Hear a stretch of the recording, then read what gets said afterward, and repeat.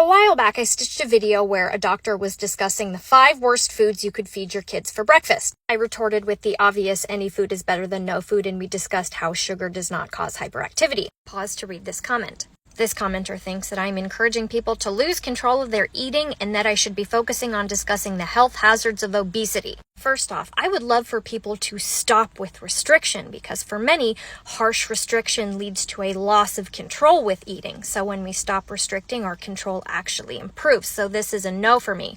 And if this commenter wants me to talk about obesity, let's do it. Did you know that health status in this country is directly correlated with income? And these statistics are from 2011. They're kind of old, but it went into some really good detail. Do you know that children in low-income households experience higher rates of asthma, heart conditions, hearing problems, digestive disorders, higher rates of blood lead levels, and they also experience more risk factors for chronic disease, including childhood obesity. Infant mortality and children's health are also strongly linked to family income and maternal education.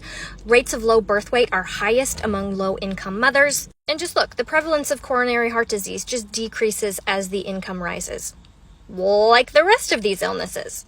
Oh, and teeth, because in this country, dental insurance is a privilege.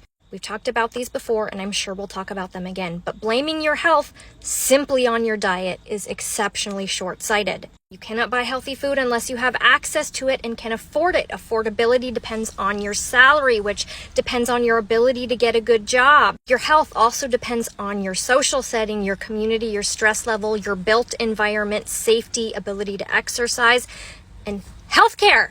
So we cannot just sit and talk about health in the context of diet alone without addressing all of these other huge and more important factors, in my opinion, that will ultimately affect somebody's diet. So you cannot discuss somebody's health without addressing all of these.